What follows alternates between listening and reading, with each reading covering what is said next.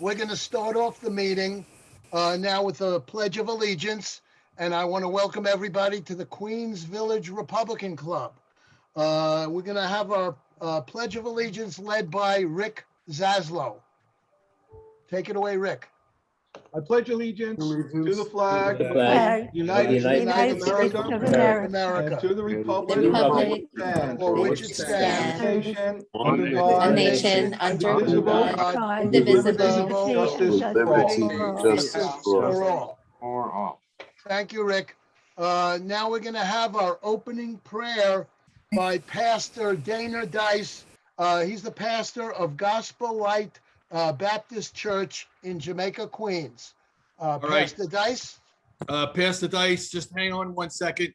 I'm going to be muting everybody now. So when we call your name out as speakers, please unmute yourself as you are getting ready to speak. So here goes the mute all. All right, Pastor Dice, please unmute yourself and come on. Yes, sir. All right. Well, let's open with prayer. Father, we're thankful, Lord, for this meeting tonight with the Queens Village Republican Club. Thank you, Lord, for the time that we're able to have together. God, we just ask, Lord, for your help, your blessings. Thank you, God, for the great court victory. And we pray for these candidates that have been put back on. And we pray for victory in the elections, in the primary and in the November election. Lord, we just look to you and thank you for our state, our city. Thank you for Queens. God, we thank you for our country. God, we thank you for the principles and the morals and the beliefs that we were founded upon and that we believe in. Thank you for our Judeo-Christian ethics. Thank you for Israel. Thank you for, Lord, your hand on Israel. We pray for the peace of Jerusalem and for Israel. Thank you for the senators that have gone over to support them. We thank you for the years that our soldiers, the Marines, the Air Force, the Navy, the Army that have stood, and our Coast Guard that have stood and protected our country. Thank you for those that have given their lives. We thank you for their families. We pray your blessings on their families. Thank you for our police across the nation. God, help us, Lord, to be a voice that's heard, that supports the police. And we pray for the police that, God, your hand would be upon them and that you would help them and that you would take care of them. God, we pray for our firefighters. We pray for their work and their labor and their lives that are given often. And we just pray for their safety, especially in our city, and the police as well. Thank you for the new commander up at the 107th. I believe it's Kevin Chan. And Lord, undertake for them and meet their needs. We look to you and continue to pray for Arlene Meridian, her family, comfort, strengthen, God be with them. And we look to you for the court case that's going to take place tomorrow. We pray for victory in that. We ask that you would help us with the elections, help us to do our due diligence, help us in our work and our labor. We ask that you'd be with us. Bless this meeting tonight. God, help us. We thank you. In Jesus' name we pray. Amen. Amen. Thank you, Pastor Dice. I want to welcome everybody once again to the Queens Village Republican Club, America's oldest Republican club, established in 1875. And our mission is to support the principles of the Republican Party and elect good, strong Republicans who uphold these principles.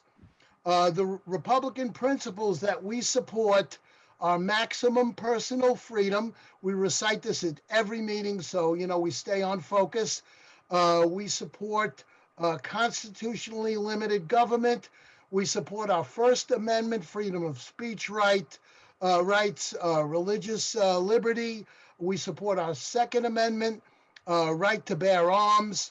We believe and support the sanctity of life and traditional family values. We support free market capitalism and the great opportunity in America for every American citizen to achieve the American dream. We support our U.S. veterans, our U.S. armed forces fighting for us overseas, And we just, this past Memorial Day, we remembered our fallen heroes who have died in service for our country, and our police officers as well who have died in the line of duty. We support our firefighters and first responders as well. We support our former president, Donald Trump, and his America First agenda, and will never give up the fight to make America great again. Here in Queens, New York, President Trump's birthplace. Tonight, folks, we have a change of plans for our meeting agenda. Curtis Sliwa called me personally earlier today to convey a message of apology to everyone on the call that he could not be with us tonight. I received no such call from Fernando Mateo. They were both supposed to be on for a live debate, here at our club meeting. But at the same time, as Curtis explained, a debate was scheduled for WPIX TV. At the same time, it was supposed to be taped earlier in the day, which would have allowed our candidates to be present with us tonight. But unfortunately, the program changed 3 times before it was finally decided that they would have it live at 8 o'clock tonight. But Curtis, told me that he will be with our candidates. He will help our candidates get elected here in Queens, our Republican candidates, whenever he can. However, we do have something very special on our program tonight. We have someone's voice who has not yet been heard. Someone's voice who was purposely shut out of the political process, and someone whom the Republican establishment is afraid of. Sara Tirschwell was knocked off the primary ballot by Fernando Mateo and the Republican political establishment, and thus she will not be appearing on the primary ballot, which, as Curtis Sliwa said, is a sad day for New York City, and it's a sad day for the Republican Party. So this Republican establishment who knocked her off the ballot is so busy fighting against talented and capable Republicans rather than going after Democrats. And this is our fight as well. Sara, this talented and capable leader with over 30 years in our city's financial services industries, thus will not have a voice in the upcoming election, but we will be giving her a voice here tonight at the Queens Village Republican Club. It'll be recorded. It will send out to a lot of people who want to hear her voice. We want to hear her story. We want to hear her vision for New York City's comeback after 8 disastrous years of de Blasio. And we are proud to feature this great Republican voice for New York City's future here in the Queens Village Republican Club, where it all begins. As some of you may remember, we had a Lincoln dinner years ago where we featured Congresswoman, at that time, Assemblywoman Nicole Malliotakis. We awarded her as an honoree, as the Republican Woman of the Year honoree. And as she was receiving her award, people in the audience called out, "Run for mayor," which she decided to do.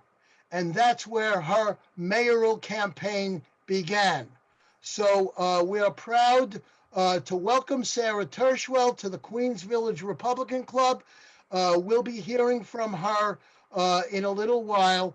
And, we're really proud that she's a great voice for the future of the Republican Party and for the future of New York and for future elected office. So now, before we begin, we have some club business to take care of, and we call up our club chairman, Jim Trent, for a chairman's report. Jim? Yeah, Phil, thanks so much for the introduction. I'm happy to report that we are going to go ahead with our barbecue. It's the 11th annual garden party on August 7th. Unlike other organizations that basically shut down totally during the COVID pandemic, we actually did do the barbecue last year. Of course, the attendance was down, but now that everybody pretty much has their vaccinations, I'm hoping the attendance will be back up. So it's August 7th. That's a Saturday. It's from 1 o'clock until 5 o'clock. It is mostly outdoors, usually though at the end where we have dessert. The music, we have live music that comes indoors, and then we finish inside with a sing-along. We hand out lyrics and we do a sing-along indoors. So we don't mail flyers out anymore because I can only take about 25 people. It's in my backyard, and I can't take in more than would be allowed to fit in the house in the case of rain. So we're holding the price at $40. So you will get an email from the club with the flyer via email, and then you can respond back by email or by phone call to make a reservation. So I wouldn't wait on it because we can sell out and then you'll be disappointed. So again, Saturday, August 7th from 1 to 5, we will have the outdoor garden party. We do have kosher hot dogs. We have arrangements if you want vegetarian. You can mark it on your reservation, and we will arrange for that as well. Okay, Phil. Thank you very much, Jim, and we'll have the flyer shortly. We'll post it on our website, and we'll email blast it out to everyone. Also is on our website is the link to join our club. If you're not already a member of America's oldest Republican club, please join our club. You could join on the website or in your newsletter on the back page. So now we're going to turn the meeting over to Joe Kincannon, who's going to introduce our featured speaker, Sara Tirschwell, and take questions and answers. And that's going to be followed by some local Queens Republican candidates. We want to get the word out. They have to be known. They're on the ballot now after a big court battle up to the highest court in New York State. We restored them with a great victory in appellate court and the Court of Appeals. And we're all on the ballot now, including yours truly. So we'll talk about that later. But first, let me turn it over to Joe, who will moderate the discussion now with Sara. Thank you, Phil. I appreciate it. Good evening, everybody.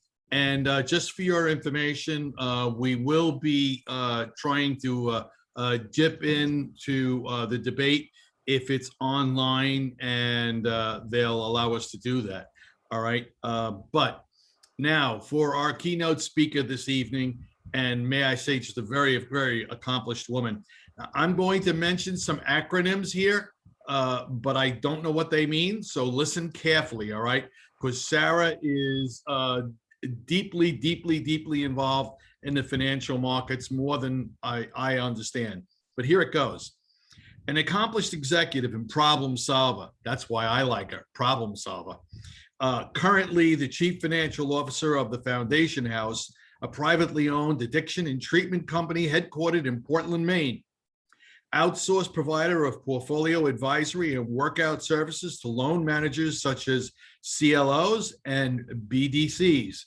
Available for restructuring, advisory, interim management, Channel 7 trustee roles, and post-effective date liquidation, litigation trustee positions as managing director of Quest Turnaround Advisors. Have spent 31 years in the distressed finance and turnaround management, restructuring and workouts as portfolio manager, a partner in startup hedge fund, and a longtime investor, analyst, and trader in the distressed debt field since 1989. A Rice University graduate with a BA in economics from Corpus Christi, Texas, began career in distressed at R.D. Smith as the Drexel-induced high-yield bubble was bursting. A pioneer in distressed bank loan trading, leading the creation of an effective marketplace for distressed and stressed term loans and innovation of mechanisms for transacting revolving credit facilities, has participated on dozens of credit committees, collaborated with the LSTA, Senate Judiciary Committee, and Managed Funds Association, spoken on panels for the Turnaround Management Association, and guest lecturer on the subject of bankruptcy, investing at Columbia Law School, and Yale SMD. It gives us great honor to bring Sara Tirschwell to this program. This is a voice that needs to be heard in New York City, throughout New York City. No one should be turned down if they want to run for public office. And it gives me great honor and pleasure on behalf of the members and the board of the Queens Village Republican Club to introduce Sara Tirschwell. Sara, step up to the mic, please, and come off mute. Okay, can you guys hear me? Yeah, you look Okay. great. Okay, perfect. So aside from everything else that Joe just said, I'm also a mom, and actually today yesterday my youngest daughter had prom, and tomorrow she has graduation, and they've all been in person, and I'm super excited about it. I guess I want to start with telling you guys a little bit about my life story and what, landed me in New York City, because I sort of went the reverse of my father. My grandfather came to Brooklyn in, I believe, 1900 or 1901. He was about a year old. And he came with his parents, and he ended up being the oldest of 11 children. And then my grandfather married my grandmother, and they had my father and his brother. My father attended Yeshiva Flatbush in Brooklyn, and then left and ended up at University of Michigan for dental school. I was born in Ann Arbor, and then my father joined the Army as a dentist in the Army. He was in Fort Huachuca, Arizona, and then that's where my sister was born. And then we ended up in Houston, where my dad did some specialist training. And it was while we were in Houston that my mother, I think I was 3.5. My mother chose to commit suicide. And then my father got remarried. My stepmother, who I considered to be my mother, 4 years into their marriage, got sick with cancer, multiple myeloma. She ended up dying when I was 14. And then my father got married 3 more times. And so I had a little bit of a chaotic life, and a life full of, a certain amount of adversity. I was lucky enough to be raised by a woman by the name of Laureen Anderson, who started out as our housekeeper and became my de facto mom as the years went by, up until February 14th, 2020, when she was at the age of 93. She was killed in a fire in Corpus Christi. So all this adversity has made me scrappy. My entire life, I feel like I've been fighting the man. And when I say the man, I don't mean men. I definitely don't mean men. I mean the man, which is sort of, the systems that are in place and the people who are in place who are holding on to their power so tightly. They're just holding on to their crowns, and they just don't want to give room for anybody else. And that's exactly what happened to me here with the establishment of the Republican Party, right? They're so intent on protecting their little fiefdoms, that they're not looking at the big picture and thinking, how do we make the Republican Party in New York City grow and expand and reach more people? I mean, for God's sakes, Steve Ross's PAC basically got 37,000 Republicans to change over to change their party denomination to Democrat, so that they could vote in the Democratic primary. Really, we have nothing to fight against that. Nothing. We're doing nothing to raise up the Republican Party in New York City, and it's a shame, because New York City is a city that is, well, first of all, what's interesting about New York City is it's one of the only one of the original colonies that was not founded on the basis of religious freedom. We were founded on the basis of commercial activity. So we should be rational commercial people. We also were the center of immigration throughout United States history. So we tend to have a lot of families who are well established in New York, who know what it's like to have to work your way up the ladder, and with fairly conservative principles, but we're not reaching out to them. Are we? No. It doesn't seem to me that we are. Anyway, so when I moved to New York City, I moved here in 1989. And, when I moved here, like, New York was the center of the universe, right? And it was certainly the center for finance. And I was beyond excited to get a job in New York. And because when I left Texas, I don't know if you guys remember that in the late 80s, Texas was in a massive depression because oil was trading at like $10 or $11 a barrel. You had the savings and loan crisis, and literally every job I got laid off within 3 months. So this firm in New York offered me a job with a 1-year contract, and I was like, a whole year, I'm going. So I picked myself up and I moved here. And one of the very first things that happened to me when I moved here, I moved to 83rd and Lexington Avenue, and I ended up getting some mail addressed to a gentleman by the name of Peter Tirschwell. So I picked up the phone and I called Peter and I said, "Hey, Peter, this is Sara Tirschwell, and I have your mail, but my dad told me that anybody with my last name was related to me, so maybe we're related." Anyway, so it turns out that Peter's grandfather and my grandfather were brothers, and that's how I met my entire family that is still left throughout the boroughs of New York. So it immediately made New York City feel like home, because it felt very foreign. I'm going to tell you, when I first moved here, I stood on the subway platform and I asked somebody, I'm like, "Can you tell me what time the subway arrives, please?" And they all started laughing at me. Anyway, so I love the subway, by the way. The subway is one of the greatest things about New York City.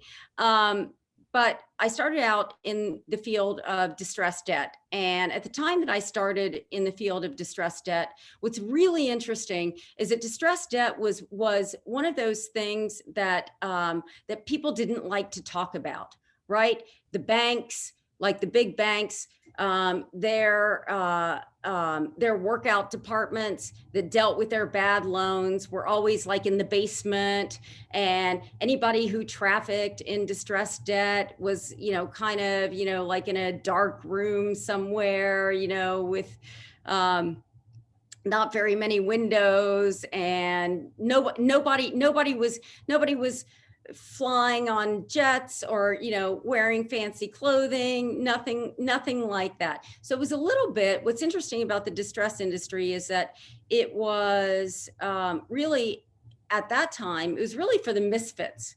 So what's great about it being for the misfits, the people who couldn't get jobs being white shoe investment bankers. What was great about that is it also had a disproportionate number of women compared to any other part of Wall Street. Now that's changed because of course everybody figured out that distressed debt is a great way to make a ton of money. And so the women have been squeezed out. And so the women now are back down to the same ratio in asset management across the street, which is 2%. And I just want to say that again, 2%. We heard you.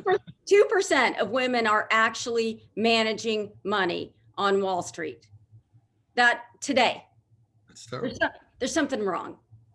Just telling you. Anyway, so when the asbestos companies got into trouble, is when I started working with the Senate Judiciary Committee on a trust fund that would deal with all of the asbestos litigation and kind of to create a more efficient way to get money to the victims of, you know, the W.R. Graces and so forth of the world, because so many people were suffering from mesothelioma, or they had, or their family members had already died of mesothelioma. And we wanted to create a faster way than the logjam that was happening in the bankruptcy courts. Anyway, I learned a little bit about politics during that period of time, because finally when the vote came up for the bill to get it out of committee, this one guy didn't show up. And I thought, oh my God, how could he not show up? And anyway, of course, he purposefully didn't show up because he didn't want to say one way or the other, and he didn't want anybody to be mad at him. And so the bill died. And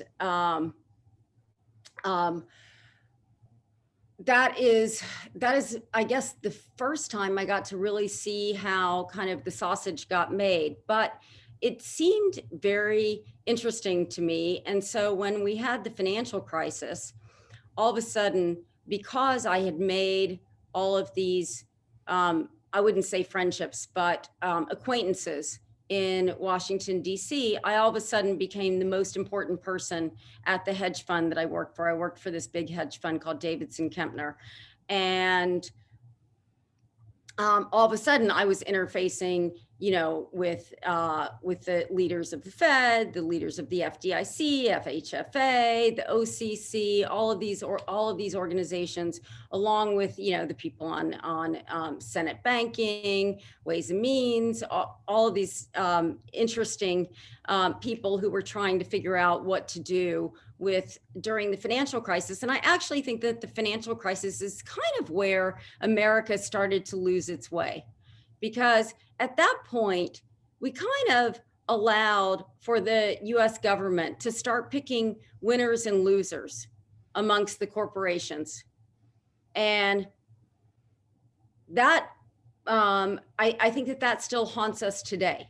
I think that we still somehow believe that that's okay, because, you know, it's sort of like, I got yelled at by this guy at Whole Foods the other day.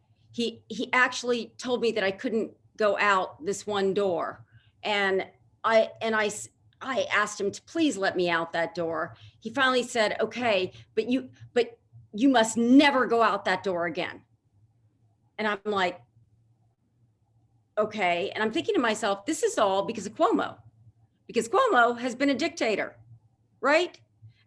and I'm thinking, this guy, all of a sudden it gives people license to be a dictator. So what happened during the financial crisis, all of a sudden gave government license to be more dictatorial and to be more of the master puppeteer in charge. And then we get Dodd-Frank. And what does Dodd-Frank do?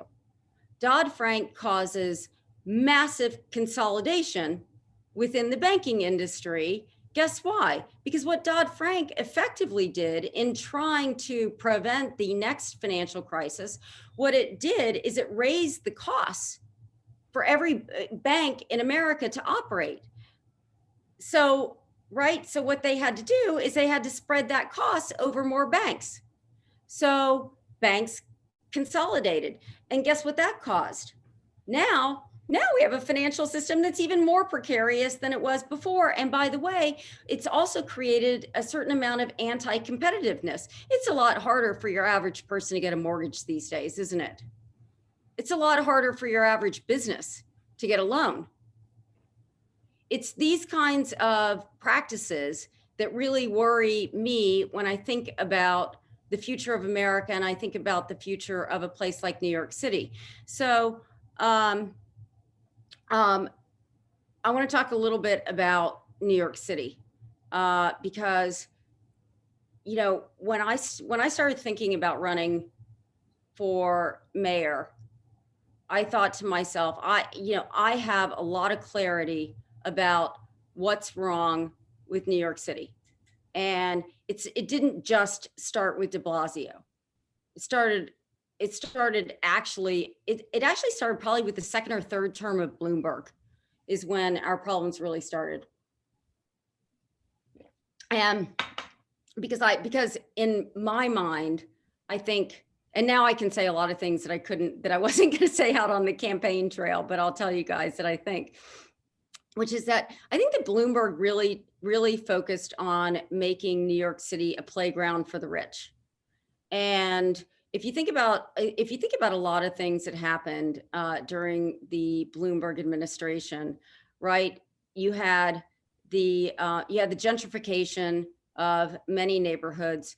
You had the some of which was good, some of which pushed people out, made no room for less room for a middle class in New York City.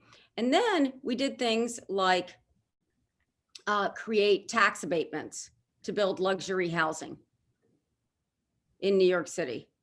And so guess what? So now we have an oversupply of luxury housing and an undersupply of affordable housing. And by the way, I'm so sick of people talking about affordable housing as if this is a government project, as if the free market doesn't provide affordable housing, if the free market is left to its own devices. I went to college at Rice University, which is in Houston, Texas. I don't know what you guys know about Houston, but Houston has no zoning laws.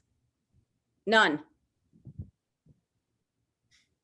Okay, it has plenty of affordable housing and it has an enormous middle class. So I'm just saying, so when I think about what's wrong with New York City, because one of the things you have to do as a distressed professional is you have to really understand the relationship between operations, an income statement, and a balance sheet. And this is the thing that worries me most about this race now, is because there's nobody left in this race because Ray McGuire doesn't have a chance. I don't know what kind of mayor he would have been anyway, but there's nobody left in this race who I think really has the understanding of the depth of financial understanding that one would need to actually solve New York City's problems, because New York City's biggest problem in the future is going to be revenue. That's going to be the biggest problem. We have a budget that's bloated. And yes, so you can cut some from the budget because de Blasio increased the budget by $20 billion. Okay, and I don't think any of us in this room, any of us in this Zoom room, I don't think any of us feel like our quality of life got any better, that we saw $1 of that $20 billion affect our lives. Do you? No. Right, no. So I think that there is, and he added 36,000 people to New York City's payrolls. So I think that I think that there is, obviously some fat to be cut, but what our real problem is that when you look at where the revenues from our budget go, and believe me, I know this is boring, guys. It's super, it's super boring, even to me. But 60% of our revenues are going to pay for debt service, healthcare, legacy liabilities, pensions. 60%. Okay, so 40% is going to what I call our real quality of life, right? Our cleaning our streets, picking up the trash, right? Keeping our families safe, right? Making sure that there's somebody to deal with fires. These are quality of life issues, right? That's 40%, only 40% of our budget. So if 60% of our budget is focused on, like I said, all these liabilities, what that essentially means for all of us is that the common good is getting squeezed out budgetarily. Right. Right? And so I'm going to go back to, so we have a revenue problem that we have to think about. And to me, it was very clear that the revenue problem needed to be solved by expanding our tax base. We needed to broaden our tax base. We couldn't be, so we're reliant on, 2% of the people in New York City for 50% of the taxes. And guess what? Those 2%, they're fickle. Okay, they're fickle. They, a lot of them got the hell out of here during COVID. I know, the number of times that I get phone calls during a day asking me if I bought a place in Florida yet, because all my friends are there. And I'm like, oh my God. And so the problem is, even the ones who might keep an apartment in New York City, they're not going to be here for more than 4 or 5 months a year.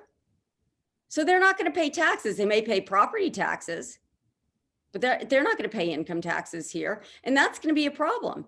And we have a business climate that is so unfriendly that New York City has been ranked dead last in the country for the ease of starting a business and doing business.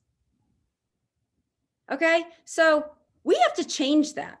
We have to become a city that rolls out the red carpet for our entrepreneurs, and particularly for people who already live in the city of New York, right? Not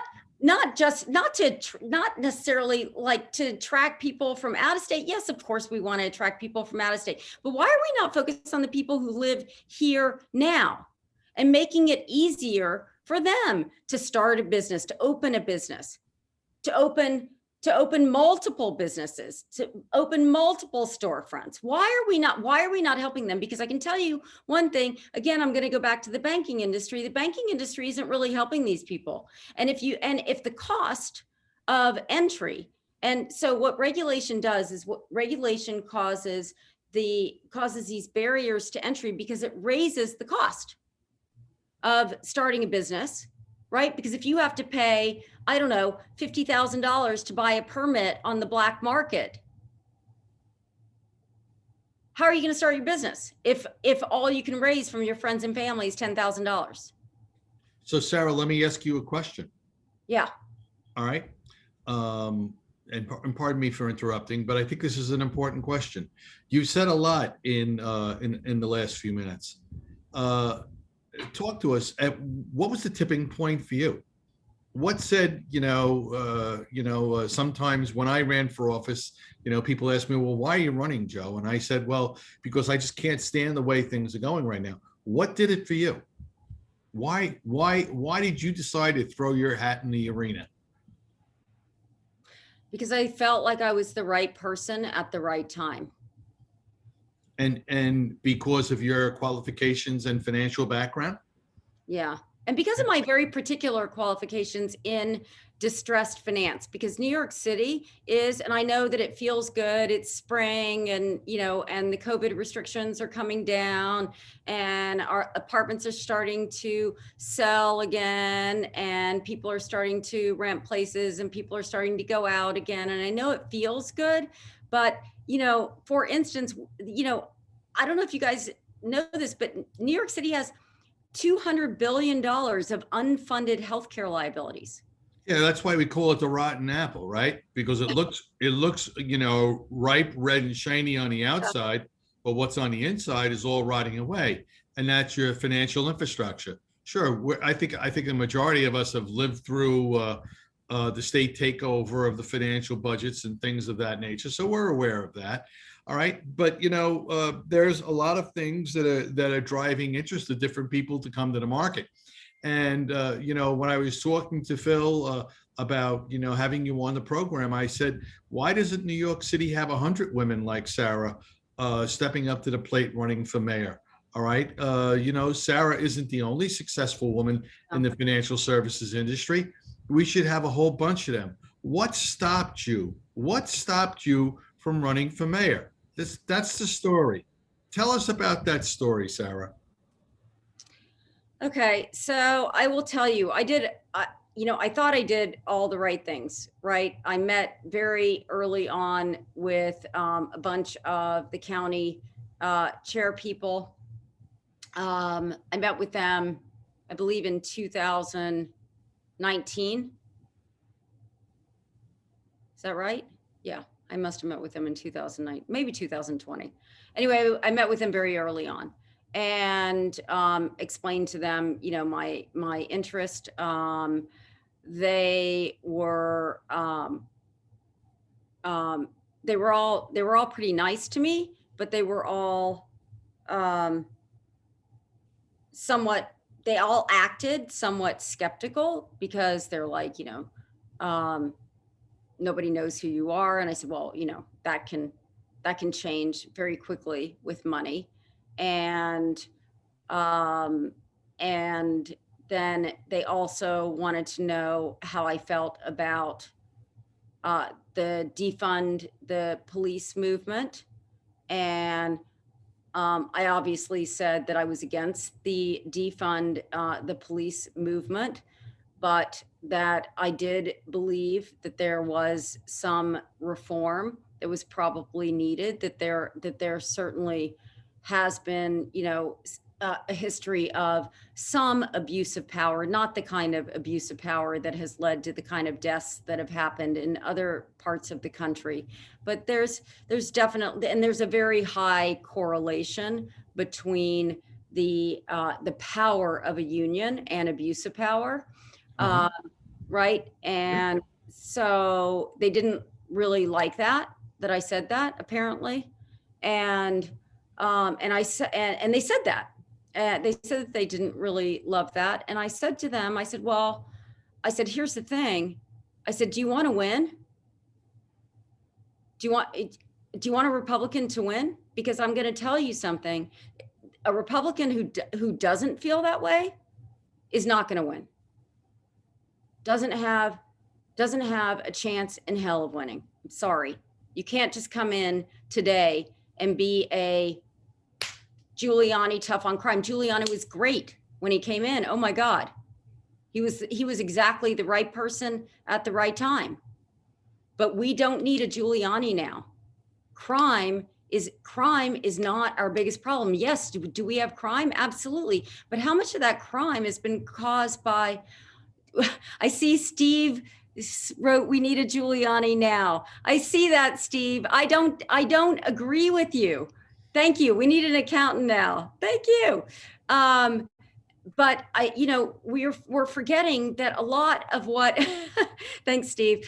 We're forgetting a lot of what has caused the increase in crime. I mean, we have, with our COVID related restrictions, we have created a lot of desperation in this city.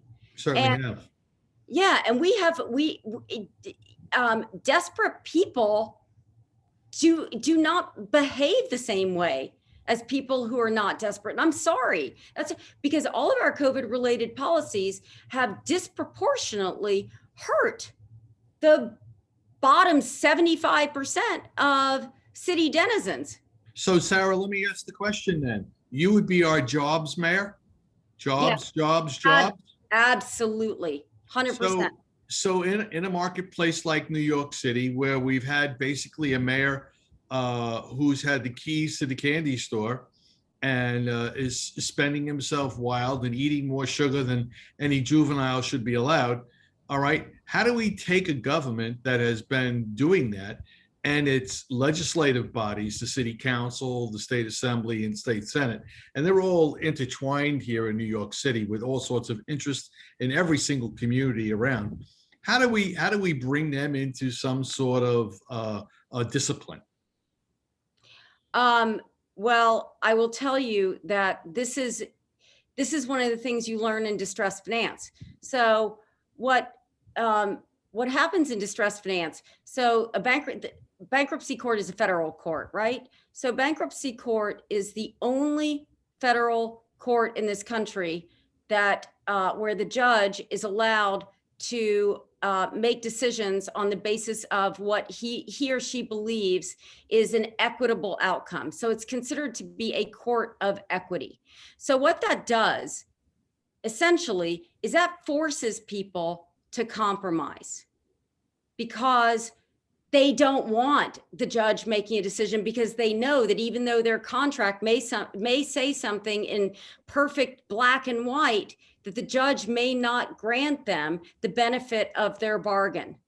So the most important skill set that I have honed over 32 years is getting a bunch of angry stakeholders with very disparate interests and disparate wants in a room and getting them to forge compromise. You need somebody, this is sort of a little bit like Trump. You need somebody who knows how to negotiate. You need somebody who knows how to talk to Goldman Sachs and say, hey, I am going to make New York City a place where your employees are going to want to live. Please stay at least for the next 4 years and see what I do. See how I transform the city. Though you need somebody who can have those conversations, who can walk into a room and have a conversation with any kind of person about any kind of subject. Yeah, Giuliani was, he's renowned for his crime fighting and bringing crime in New York City under control. Very few people know, and I was part of the Giuliani administration for 2 years as his director of public safety. Very few people understand and really know that Mr. Giuliani cracked the whip so far as the budget was concerned. And that's how he brought a lot of these agencies under control. He controlled the budget. He not only controlled that, but he also controlled the various public information offices and kind of, drew the string very tightly around them. As to, they couldn't just get up and talk about whatever they wanted in their agency. It all had to be controlled by the mayor's agency. The next topic that I want to move you on is education. Long sought and thought of as the gateway to the future of New York is our youth.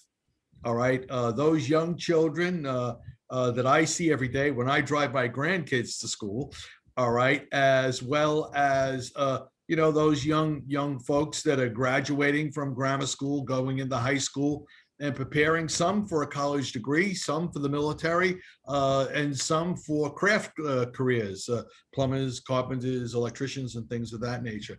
What would a Sara Tirschwell administration do regarding education? I want to focus you in on a couple of areas before you do that, because the de Blasio administration has been hardened on the topic of killing the specialized high schools in New York City and making them goal-driven by status or class or race here in the city of New York. So with all of that in the background and doing away with another program in our local schools, and I'm forgetting the name of it, but it was another program where students excelled in the local programs, and now he's looking to kick that out of all the schools. Gifted and talented. Yeah, the gifted and talented program. Thank you, Phil. All right. What would a Tirschwell, Department of Education look like in New York City? We've had some horrendous leaders. Okay, so I think that one of the things I don't know if any of you were on my mailing list, but one of my favorite mailings that I sent out was that we have to stop with the duct tape approach, because my daughter's school, which is poly prep, the electrical grid kept breaking down. But the wires between the grid and the school kept breaking down, and instead of actually just replacing them, they kept coming in and they'd fix them year after year after year, and you just have problem after problem after problem. We have used the duct tape approach with education, and it's time to rip off the duct tape. So I'm going to start with the specialized high schools. The specialized high schools are not the problem in New York City. They are not. They are not what's causing a lack of diversity in, more gifted and talented type programs. That is not the problem. That's high school. Okay. So by the time you get to 8th grade, I'm sorry, in a lot of cases, it's too late. I don't care how much test prep you give a kid who's in 8th grade. If they haven't learned what they need to learn, because learning is cumulative. You guys know that, particularly in subjects like math, right? History. It's cumulative, right? So if we're not teaching them correctly from K through 8, they're not going to pass a test, even if they have test prep. So what we have to do is we have to go back to the beginning. And one of the things that Bloomberg did is he gutted daycare. So I want to start with daycare. I want to go back all the way to daycare, because we don't really have stimulating environments for low-income kids. We just don't. For their parents to leave them someplace where their brains have the appropriate amount of stimulation and activity. And so we need to go back to making sure that we have daycare. Not only, the one good idea that de Blasio had was universal pre-K. The problem that he's had is in the execution, right? It's basically glorified daycare. So by the time you get to pre-K, there's no reason that these kids shouldn't, start learning to read and so forth, right? So, but you got to go back and you have to put the kids in a stimulating environment from the very beginning, because the brain has the highest amount of plasticity from the time you're born until you're about 8 years old, right? Yeah. So what you need to do is you need to make sure that you're firing up as many synapses in the brain and creating kind of the, whatever you want to call it, hardware or software in the brain, so that the brain has all of the pathways, the neural pathways that it needs to be able to learn. And so daycare, pre-K, and then we need to overhaul the curriculum from K through 12. Completely overhaul the curriculum. We know the things that have a high return on investment are changing the curriculum in math. We know why charter schools are successful, and we need to continue to expand charter schools. But the reasons why charter schools are successful is a lot of times is because of the amount of parental advocacy. So what we really have to think about are the kids that don't have that level of parental advocacy. And we also know that the other reason that charter schools are successful is because the teachers are not put in a box. They're allowed to operate outside the box. So we need to give teachers, principals, assistant principals more latitude and more response and more accountability at the same time. But we also need to stop blaming them for being the root of the problem, because they are not the root of the problem. What's he writing? Yeah, we'll get to that later. Don't worry about it. I'm very distracted by that. But anyway, and we need to restore the traditional collaborative role between parents and schools, because right now we have a system where parents check their kids at the door, and then the school takes over, and then we complain that they're indoctrinating our kids. Well, we haven't been for the last 30 years. We've been like, okay, we're just gonna, and there's been this creep in the control that schools have over our kids' minds. And we have to stop that. We have to reestablish the original collaborative roles between, collaborative relationship between parents and their school. And we have to make it easy for parents to understand where their kids stand at any given point in time, and to be able to easily help them get ahead or get remedial help, and not be scrambling, not going on, I don't know, some Board of Ed website and not being able to understand what the heck is going on. And one way that I had suggested that we do this is that we create mini schools. So within every public school, they should be divided up into mini schools of no larger than 300 to 400. Because when you have 300 to 400 kids in a school, that's about the limit of the number of kids that a principal will know their names and their family circumstances. I think you touched upon something which is probably very familiar to the audience you're in front of right now, and that's the importance of a solid family. Obviously, where there's a mother and father in place and both very much involved in a child's education, you see a child thrive through the educational process and prosper, and us as a society have less burdens. I can tell you from the policing perspective, I use token phrase, you never hear a police officer pulling over an honor student. Generally doesn't happen. All right, they're too involved in their own societal upbringing, education, and excellence, and things of that nature. So I think it goes without saying, you're hitting on it. It's all about the family structure, and supporting that family structure where it falls short. There's something that Mark had brought up before, and it's a very, very important thing. And I think I touched on it already, but I'm going to bring it up again because it is so much quintessential New York. All right. And that's so many hands in the pot. All right. You've got the city council, you've got the controller, you've got the public advocate, then you've got the state controller, the state attorney general. All right. And then you have the state legislature. And let me tell you, home rule in the city of New York, boy, does that come with a price.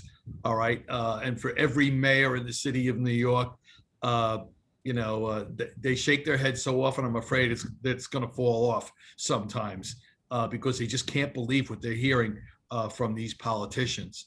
It's a very difficult environment for a mayor to come in and to be with. It's this whole interoperability, the unfunded mandates that come in and that you're required of. How are you going to handle that? I mean, Sarah, it's a challenge. It's a political balancing beam you're on. All right, trying to keep the legislator off your back from the state power, whether it's the assembly or the Senate, and also the city council and the other governing figures in New York State. How are you going to address that? I mean, there are a lot of ways that you would address that. First of all, the kind of campaign that you run before you actually win, so that these other politicians feel like the voters have given you a certain amount of a mandate to do things, right? And to talk in great detail about the things that you're going to do to level the playing field, because that's everything that I'm talking about here is kind of leveling the playing field. And when you think about all of the policies that conspire to drive inequality in our city, they're all liberal policies. Well, it's only been liberals in government for the last, I don't know how many years. So, no surprise to any of our people. It's more regulation, it's more rules, it's more diktats. This is not working. What it's doing is it's actually increased the inequality in our city. And at this point, there are only a couple of ways to solve the inequality problem. It's through education, which is the great leveler, and small business. Those are the two ways that you are going to level the playing field. And that has to be a mayor's focus. And a mayor has to be focused on specifically industry in New York. I mean, one of the things that I talked about was, we have one of the largest and busiest ports in this country. We should be leveraging our port infrastructure and thinking about how we can use that to attract businesses. Because guess what? Financial services, even if we get Goldman Sachs to stay here, financial services, there are a lot of people who have figured out that they can work remotely and that they don't have to pay as many taxes. Financial services is going to be tough, and it's been shrinking ever since the financial crisis as a source of revenues for New York City. So we have to start thinking about how we're going to solve that. So we have fantastic leading universities and hospitals. So why are we not becoming the biotech capital of the US? Yeah, I agree with you. Why are all the venture capitalists out in San Diego and San Francisco? Yeah. Why don't we have our own venture capitalists here on the East Coast? Well, I part of agree. it has to do with the little scientific corridor that you have near San Diego, but we have Rockefeller, right?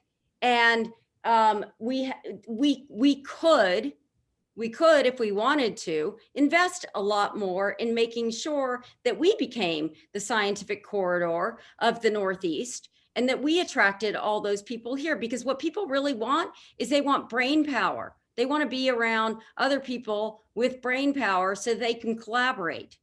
And that's why biotech tends to be, in sticky groups. Well, Sarah, we've spent 45 minutes with you tonight. Okay. All right, and we hope to hear a lot more from you, quite frankly. All right, as perhaps you more perfect, some of your ideas and things like that. We're honored to have you with us tonight. We hope you stay with us for the rest of the program. If you don't have anything else on your schedule tonight, we've got some local candidates coming up, and I wanted to be able to provide some time for them to get on here as well, because there's state committee races. I'm in one, Phil's in one, as well as the city council races are very, very important to the growth of the Republican Party in Queens County. We hope to see and hear a lot more from you in the future. And we hope that now that we found you, that you won't be a stranger to us anymore. No, I won't. And I want to answer, somebody on the chat wanted to know about voucher, whatever. I agree. I am for an expansion of school choice in every regard. Okay, that's fine. All right, and you'll have more time if you're fishing through the chat and you want to say something, just put it out there and we'll let you go. Okay, all right? Thank you. So thank you, Sarah. Appreciate it. And coming up next in the program, we have Daniel Mayo, who is running for Borough President of Queens. Danny, can you come off mic and show us your face? Where are you, Dan? Oh, right here. Can you hear me? Can you see me? Oh, now I see you. Okay. Yeah, great. All right. Go ahead, Dan. Good evening. Good evening, everyone in the Queens Village Republican Club. How are you all doing tonight? Very good. Well, what you are about to see, June 22nd primary, Republican primary, first time, I think county-wise, as far as I know, in a long, long time. And not only are we going to be making history, you are going to see more of it down the road once Joe Concannon becomes chairman of Queens County. That is why we are running the Republican clubs. That's the reason why we are here today, because we are helping the people in Queens who are not voicing their concerns They are not agreeing with the current administrations. They are not agreeing with current leaders. We are going to be out there on their behalf. My name is Daniel Mayo. I'm running for Queensborough president. I spoke to thousands of people already. Unfortunately, we lost about 2 months of time because of the court case, but you're going to see me. I'm going out there. We're going to win the race. There's a lot of things I'm going to tell people about, but because right now it's almost 9 o'clock, I'll yield my time to the other candidates tonight. So thank you. You're going to see me, and let's win this. Good night. Thank you, Danny. Appreciate it. And good luck to all of us tomorrow. All right. Next up on the list is Angelo King. Angelo is running for New York City Council. Angelo, would you come off mic, please, and show yourself? I'm here. Can you hear me? Oh, I got you now, Angelo. Angelo, what district are you running in, and what towns do they include? Roughly. Well, you're gonna do this against with me. It's a big town. All right. I'm from this. I'm running for District Council 24, District 24, and it's the Hillcrest, part of Jamaica, Queens, Fresh Meadows. As you can see, I'm not on the voter guide. Okay.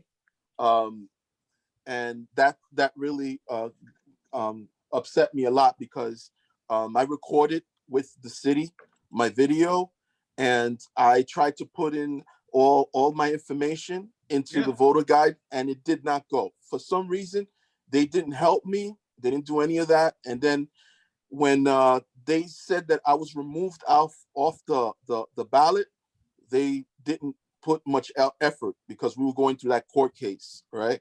Right. Can you guys hear me? Okay, yeah, so fine.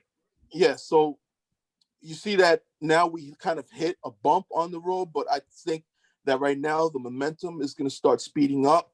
As you can see, my other opponent, Timothy Rosen, I've heard that he hasn't been doing anything. Not as a rumor, and it became a truth.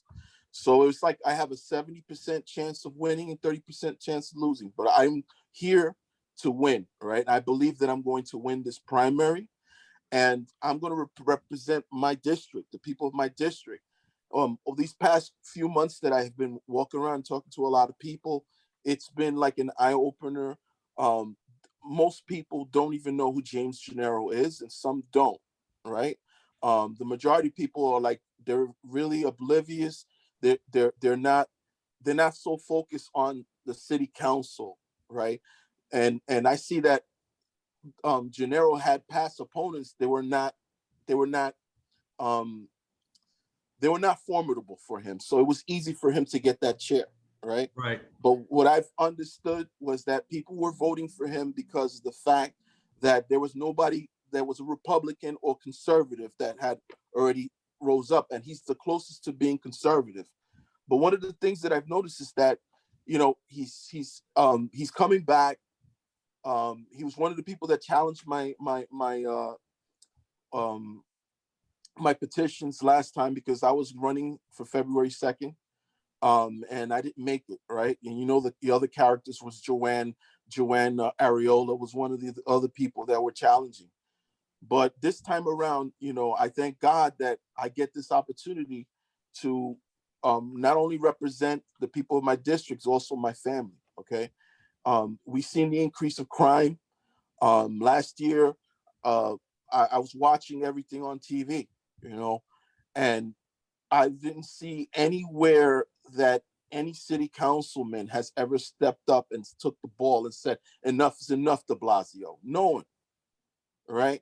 So I decided if no one's going to do it, I'm going to do it, okay? I'm not looking for fame or fortune because a lot of these people that get into those positions, they get very comfortable and they live off the money. I came from Brooklyn originally, all right? I moved in from to Queens in 2007 to Fresh Meadows. And I came to an environment where I can raise my children away from the violence and the crime, okay? And to see that the city started turning around and have this crime bill, which allows these criminals to come back out, now it's putting my children in the danger zone, okay? If we can't walk down the streets anymore, it's you know, it causes a lot of stress because I'm thinking about I have 2 daughters and I have a son. Okay. Well, you know, Angelo, it's interesting you should say that, right? Because that's one of the things Sarah was talking about. All right, because of all of the policies from Cuomo and de Blasio of closing up our city, these guys have caused a lot of distress, financial distress in the city of New York, which leads to increased crime and actually leads to delinquency in schools and everything else. Right. All right. So, crime doesn't happen all the time just for the sake of opportunity. It happens for sometimes specific policy reasons here in the city and the state of New York. So I feel your pain and understand your concern for your kids because I think those are the concerns we share for all our children. All right. It goes across all neighborhoods, but go right ahead. Yeah, and talking about that is you see the educations, you know, in the midst of this whole pandemic, they haven't done anything to try to straighten out the fact that the kids' education was, suffering. It suffered big time. My son suffered big time in his education. My daughter had to temporarily get out of college because of the fact that they had this remote learning stuff. Yeah. And, my son also said he doesn't want to do it anymore. I switched him out of school. I put him in homeschool. He's done close to a whole year of it. I thank God for that. But even he's tired of it because he wants to have human contact, be around people. And, somebody's calling us. It's all right. I lost you. Okay. I just took it off. And at the same time, these schools are bringing out critical race theory, 1600 project, right? What does that have to do with helping the kids throughout this education situation? Right. The other thing that I've seen is in my constituents amongst them, there are a lot of kids who have autism. Okay. And because the schools closed down, most of these kids' needs weren't taken into consideration because now it's hard for you to reteach the kids that have autism. They have to start all over again, right? They're having massive difficulties with their kids with autism. Some people have to quit their jobs to stay with their kids, okay? With kids that are autistic. And what the city has done is absolutely nothing to help with the situation. So there has to be someone that has to speak up for everyone in my district, to speak up for New York City, period. Okay? Because if we just let them keep doing what they're doing, they're going to keep putting liberal policies that won't benefit us at all. And then you see the small businesses. Sarah pointed out something that, there's a large portions of businesses that have left New York City. Okay? Without these small businesses, there's no jobs. I work as an electrician. If, now that they have remote jobs where they have at home, that they tell their employees to stay home, what happens is that the less and less companies are going to want to have offices in New York City, because I do commercial electrical work, right? So what happens is that when you have these companies that are no longer coming to New York City, no longer opening up businesses, what happens is those who are blue collar workers like myself have less work, and there is more unemployment, right? It gets to the point that people are leaving New York City. And I'm looking to to push bills that will bring back the incentive for businesses to stay here. Because without businesses in New York City, we'll go out of business. Yeah. Because most of the brunt of the taxes paid in New York City are the small businesses. Okay? And all they think about is just to appease small corporations. Corporations are not the ones that keep New York City going. Okay? People have lost vision. Okay, ever since 9/11. I mean, let's go back to there. When they started redistricting the finance district into residential districts, okay? So what happened? It's like they put the white flag and allowed the enemy to take over, right? Okay? Yeah. Less businesses. You know that, right? So what happens is that we started suffering. But, Giuliani had just left and we got into Bloomberg era. And like she's saying, like the last years that Bloomberg was there, this third term was a terrible term because it showed how disconnected he was with New Yorkers by saying that middle class workers make $250,000 when an average New Yorker makes between 30 to 60,000 a year. Okay, it's just like those guys who were disconnected the other day and said that an average house in Brooklyn is $250,000. You remember that? You saw that, right? When in reality, they're effectively squeezing out the middle class. Exactly. Squeezing us out. The real people that keep this city going. Okay, we keep this city going, and to finish this off, because I don't want to take too much time, is that we want to return to the way New York was always been, the capital city of the world, where people around the world can come over here and make it happen. Okay, because there's a saying: if you could make it in New York, you could make it anywhere. Thank you, Angelo. Right? We appreciate it. Care. You're going to be a great voice for the people in your district. Angelo. And there's your number one cheerleader. Angelo. A lot of great comments. Go, Angelo. All right. God bless everybody. I'll be here for the rest of the time. I hear you. Sarah, did you want to make a comment? No, Angelo, I would vote for you. Thank you. All right. I'll vote for you. I will vote for you. Thank you, Angelo. You covered it all. There we go. All right. So it's done. Yeah, well, it's been a lot of work and a lot more work to be done as we go through. But the next candidate up is Alex Amoroso. Alex, are you there? If so, unmute yourself and let's see you. Yes, I'm here. I've been here the whole time. Okay, great. Alex, it's great. It's great to see you. Yeah, it was great to hear everybody speak. Angela, I love what Angela had to say. I heard Sarah speak before, actually, at the Metropolitan Republican Club in Manhattan with Curtis. And now I remember on the little poll that they gave out afterwards of who would you vote for in the primary. Now, she has me reconsidering that vote right now. So it was lovely to hear what Sarah had to say.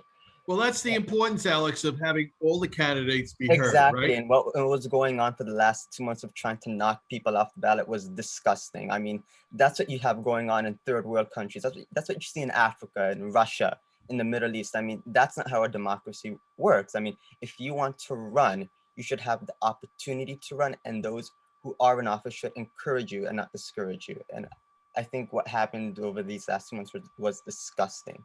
Terrific. We have a few I'm minutes. We have a few minutes tonight, Alex, for you to talk about your candidacy. So go for it. All right. Yeah. So let me just introduce myself. So I'm Alex Amoroso. So I live in Queens, out near the Long Island border. So I'm running for City Council in District 23, which is Queens Village, Belrose, Floral Park, Hollis Hills, Jamaica Estates, Bayside type of area along the Nassau County border. So a lot of people have given their reason for what was it for them that made them run. And for me, it was a culmination of things. But I think the deciding factor was the crime. Because personally, I have been a victim not once, not twice, but 3 times of being accosted in the subway. The first time was February 13th, 2020. I was at Jackson Heights and 74th Station in Jackson Heights on my way home from school. And someone attempted to take my wallet, broad daylight, rush hour, 5 p.m., right out of my hand and run off. I mean, thank God for 2 good Samaritans who caught the person trying to run up the stairs. I was able to retrieve my wallet. The second time was, I believe, I want to say March this year. I don't remember the exact date. I was on my way home from jogging at Flushing Meadows Park. I was waiting for the 7 train at Metz-Willets Point, and a man came up to me and he claimed to know me. I didn't know the man. I was like, oh, I gave him the benefit of the doubt. Maybe he's a friend from school that I didn't know and face changed. But instead he tried, take my wallet once again. But this time, I grew up a little bit. I'm a little bit stronger now, so I wasn't having it. And this time I was by myself. So I had to stall 6-7 minutes before the train came, to get away. Well, I was able to do the stalling, but while the train was pulling into the station, he pushed me and I fell backwards towards the track. I mean, God had to have been with me that day, because if I was half a foot closer to the platform edge, I would be dead right now. I would be dead. And the third time was Lexington and 59th Street in Manhattan. I was going to get, it's always the train station. I was going to get the 6th train on my way home from actually one of the Metropolitan Republican Club meetings. This was about, I want to say, a month ago. So this is while I was running. Another person accosted me and tried to take my phone and my wallet right out my hands. And it was about 11 p.m. in the night. So not many people were about. So, I mean, I was able to fend him off. But I mean, these things could have ended very differently depending on the situation. I mean, what if the person was armed? Because I wasn't armed. I mean, fist against the gun isn't going to do much. Right. So, I mean, the crime is really what pushed me to run. And if you go to my website, I mean, I do have a bit to say more about the crime. So that was my story of why I decided to run. But there's a whole other host of issues, from the homelessness. I mean, I live near a few hotels, and well, they used to be hotels. Now they're homeless shelters, basically. I don't know how many of you are from the area, but do you know the Howard? Well, it's now called the Red Carpet Inn on Jericho Turnpike. Howard Johnson's. It used to be a Howard Inn, but now it's converted to the Red Carpet Inn, where they hold people who are homeless, and many of them are struggling with mental difficulties, drug addiction, alcoholism.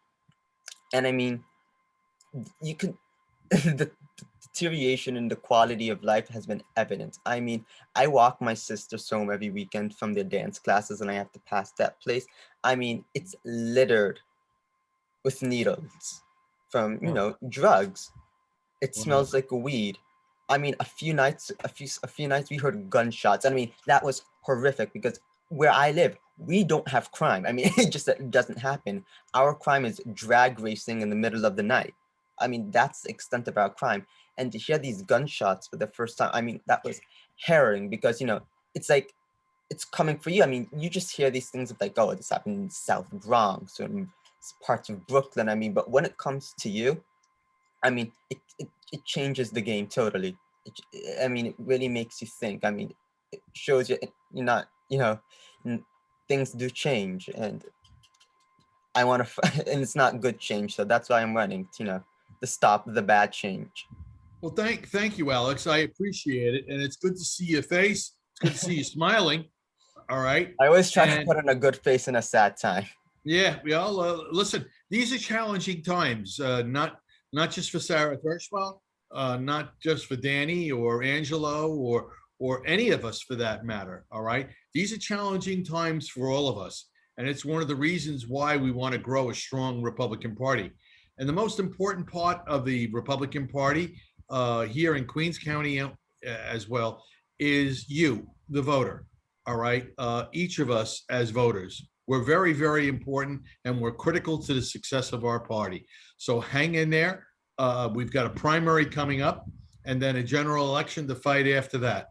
If I may, I have 2 more things I want to say. Go. So it would be great if everyone could go to my website, alex.queens.gop, donate. If you can spread the word that people know, because I'm running in District 23, which was one of the very few even remotely competitive city council districts in the city. So I Right. mean, this is one of the few seats that we actually can win. So I would love if everybody can go donate to help me compete with the establishment candidates. You know, they have all the funding. I don't, I'm a nobody at this point. So if everyone can go to alex@queens.gop and donate, that would be great. So thank you so much. And everyone enjoy your evening. And Alex, I just want you to know that your article that you wrote for our newsletter a couple of months ago has really taken off. We put it up on the website, you know, how you as a city council candidate aim to bring New York back from the brink. Your article is one of our most widely read pieces on our website. So I you have a didn't know great that. voice for New York. Keep up the good work. And, you know, get out there, knock on doors, make calls, and get your voice out there. Definitely, definitely. So everybody get out and vote June 22nd. Get out and vote. Thank you so much and enjoy your evening. Okay, thank you, Alex. And we're going to bring on more of the candidates now. In Assembly District 23, we have Margaret Wagner running for State Committee and Phil McManus running for State Committee. That's the male and male candidates. Margaret, are you on the line? Hi, Joe, I am. Oh, okay, great. I wasn't sure if I saw you or not. All right. I all right, have to apologize. I've been on and off all night because there was a little fender bender outside my house. Somebody hit my neighbor's car.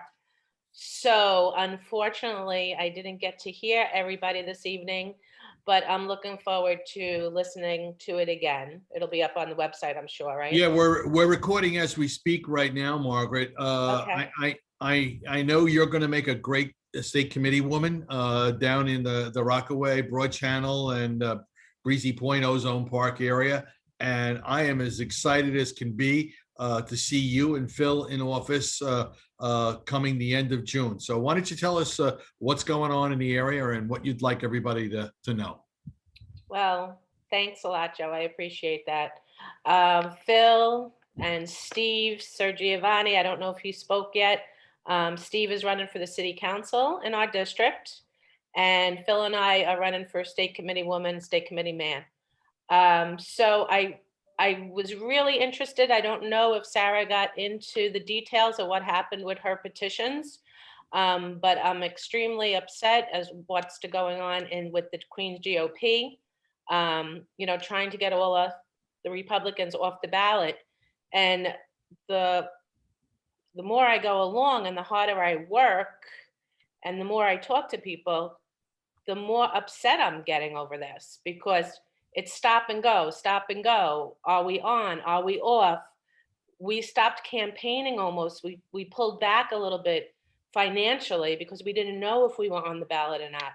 This affects every Republican that the Queens GOP is trying to throw off. And in fundraising, it really hurts our party. So what are they spending? What is their lawyer costing Republicans? That's what I'd really like to know. He's doing it for free.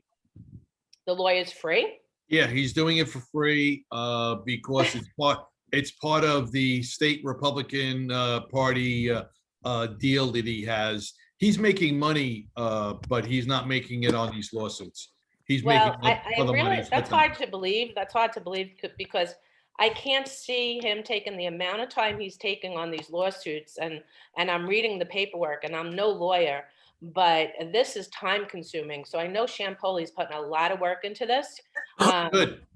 Yeah, not just with, you know, him fighting us. They're also fighting Democrats. Well, not too many Democrats, I don't think. It's mostly us. So I don't know if Sara got into that, but I heard a little bit of her comments early on before I had to go off. And she's very impressive. I think she is ahead of her time. So when she was speaking about the financial stability of New York City, I think she's right on. I think crime is in front of us right now. That's what we're all witnessing and experiencing in some cases. So I think law and order will hit the voter first. But I think what Sara was talking about financially, I think we're going to see that come before law and order, possibly into the future, maybe a year when all this stimulus money and unemployment money is gone. I think that's when we're going to see the city crash and the housing market crash. And nobody wants to be doom and gloom, but if people are leaving and businesses are leaving and there's no money coming in, I think this is going to be part of our future. But Right. anyway, back to our campaign. The Queens Republican Patriots just finished their flyer. Thanks to Dan Mayo. We have copies going out door to door to every Republican. We're building our list to call Republicans. We're taking out some advertising that we're trying to get donations to, like Alex mentioned, to do some advertising in our local papers. Stephen has been out on the debate trail. There was a debate last night with the local newspaper. He did great.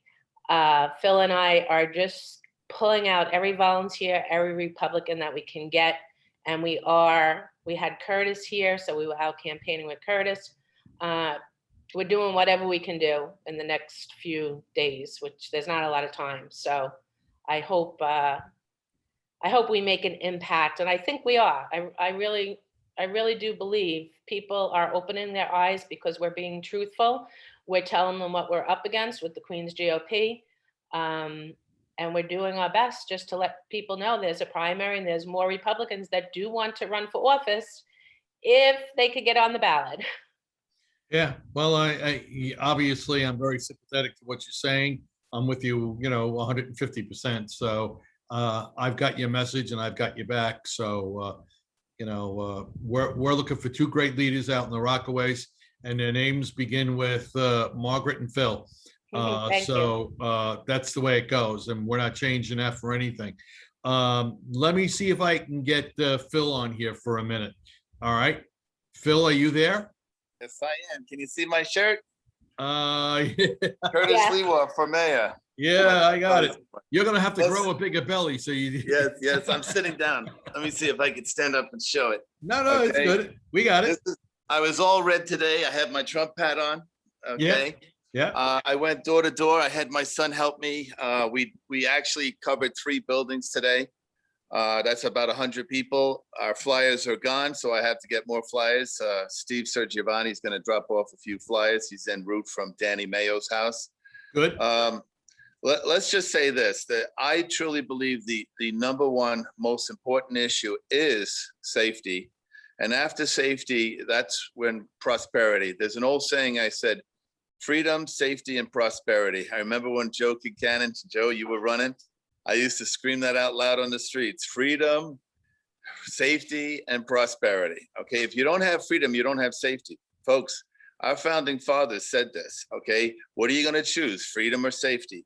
Okay, guess what? You don't have to choose freedom. This country is the greatest country in the world because we have the freedom to tell the truth and find out the truth so that we can address the problems, okay? This virus has been manipulated by the far left. This is the reason why we have the problems we have today with the crime. It's not just the virus, it's the way they shut down the city when it comes to the fighting crime. Okay, they're attacking the police officers, they're falsely accusing these police officers. Officers are fighting crime. Okay, they're not going after people because they're black or white. They're going after behavior, criminal behavior. That's the most important thing. And Sarah, it is about crime. Yes, if you want safety, you got to fight the crime first. If you want prosperity, you got to fight the crime first. And you can't fight the crime if you have injustice, okay? I was a police officer for 28 years. I fought outside and inside the police department too. I did the best I could. I was a role model for other police officers to always defend the Constitution first. Fight for freedom. Fight for safety and fight for prosperity. And guess what? If we do that, we will have a great city, a great state, and a great country. I love this country and I love this city, and we have to fight. And I'll tell you, Joe, you and Phil Orenstein are the best when it comes to the alternative to the Queens GOP. We've got to fight and unite and never give up until we take back our country, our state, and our city. God bless America. Well, Thank Phil, who could say it better than you, right? That's It's all Margaret Wagner running for female state committee and Phil McManus running for male state committee in Assembly District 23 out in the Rockaways and Broad Channel, Howard Beach, Ozone Park. If you know a Republican out in those areas, get them in touch with Margaret and Phil. All right. I'll give you my phone number. I'll put it on the chat. I'll give you my phone number. And I'll tell you right now, we've got to organize. My job is to organize Republicans, okay?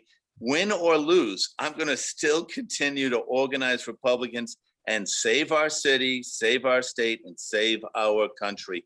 We've got to get involved. You got to be in it to win it. Well, God, family, country. That county committee's coming around in February next year. We'll be ready for it. Phil and I'm Margaret, recruiting, Joe. I got at least 3 or 4 people that said they are going to be county committee people. So Great. it's starting to change. Yeah, it's all going to come around. Thank you, Joe. Thank you both. All right, we've got another pair of candidates in District. Let's see, District 24. All right, some of you may know this guy. His name is Phil Orenstein, and his running mate is Anita Opal. Anita, are you there? Hello, everyone. Yes, I'm here, Joe, Anita. Thank you. All right, so Anita, I come from that strict Catholic school background, and my mother and father would always say, girls before boys. So you're up, Anita. Thank you very much. Hello, everyone. My name is Anita Upal, and I'm running for Republican State Committee female from District 24. And I'm honored that I got this position because of Mr. Joe Quintana and Phil Orenstein. Thank you so much. I'm grateful for that. It's a big responsibility, I know that, but let me come to the point. I'll start a little bit introduction about myself. I'm a healthcare worker, and most of the time, since I'm migrating from India, I'm working in health field. Before that, I was working as a businesswoman also, but being a single woman, it's so hard to run a business 7 days a week. So I changed my motto. The reason was changing motto was my father.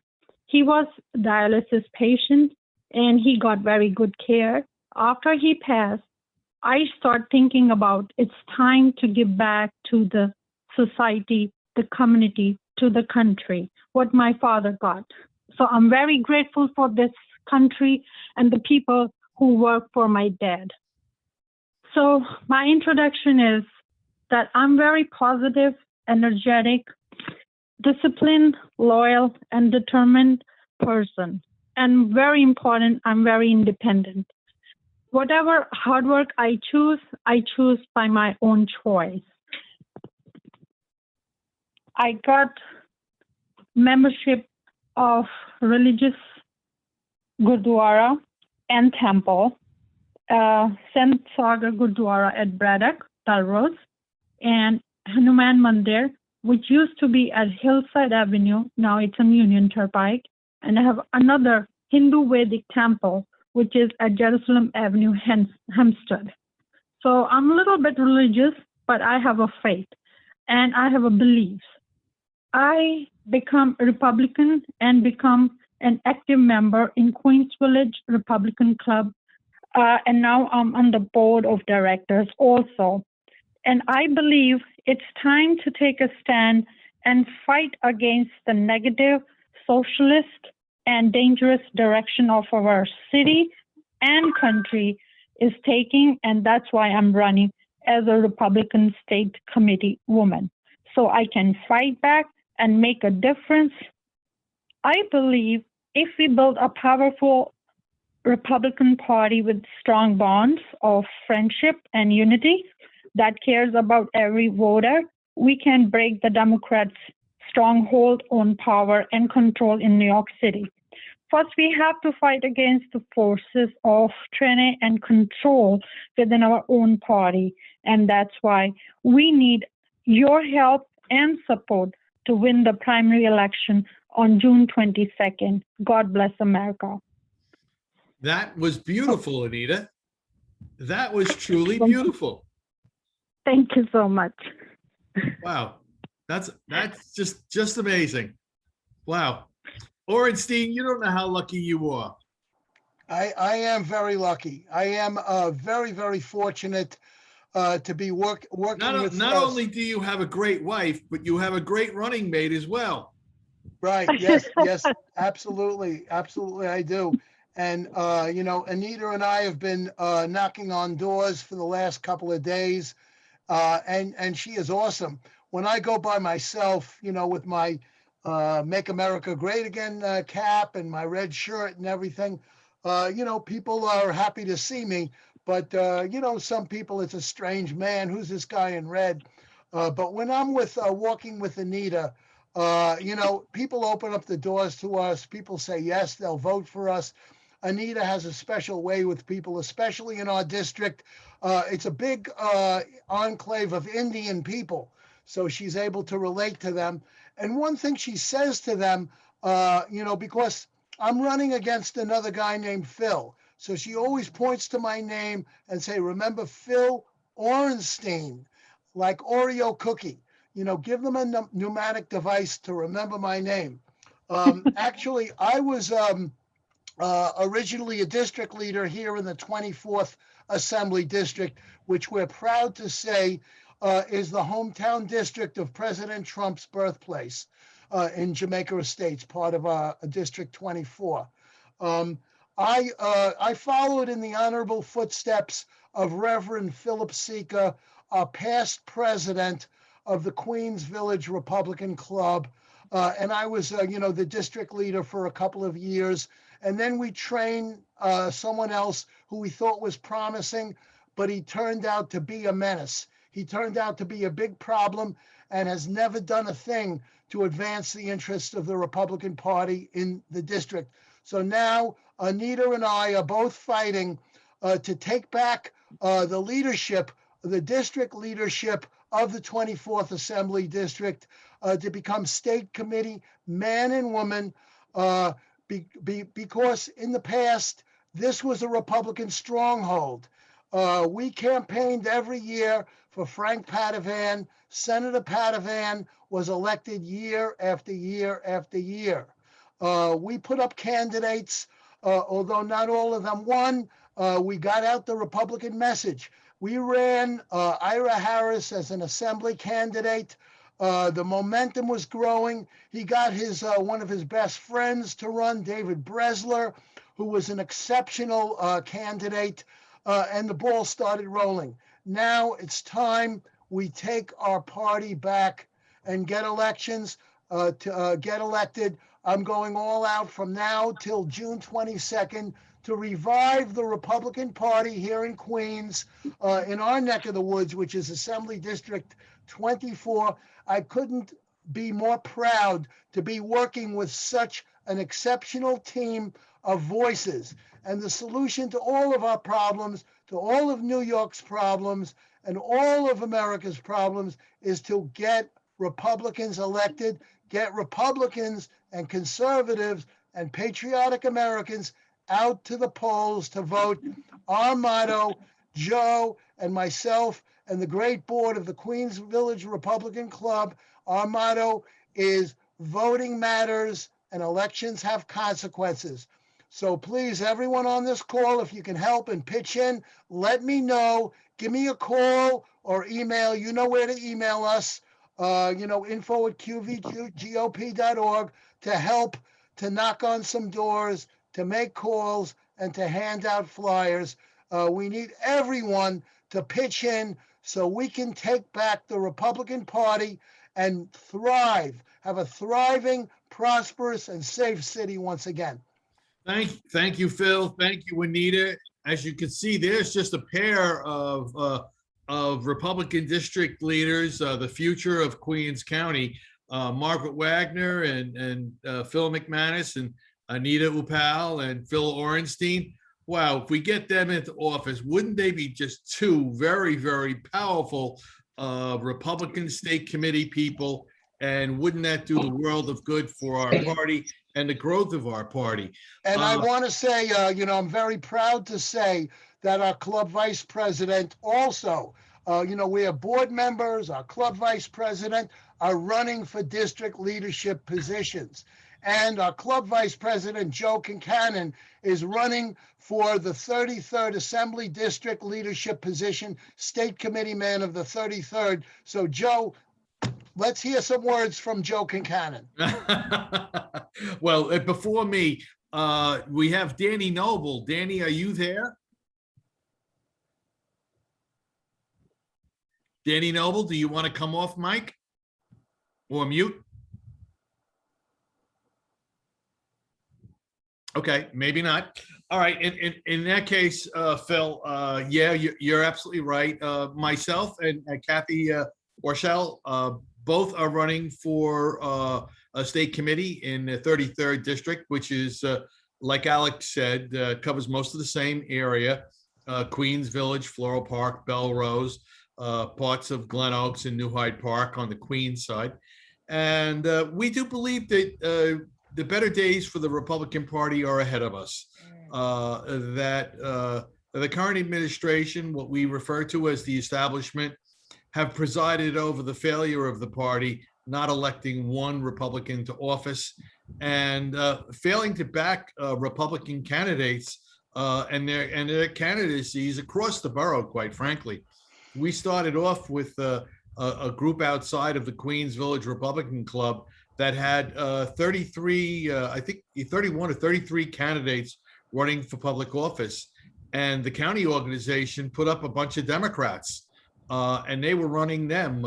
Most of them registered for the Republican Party about 2 or 3 days before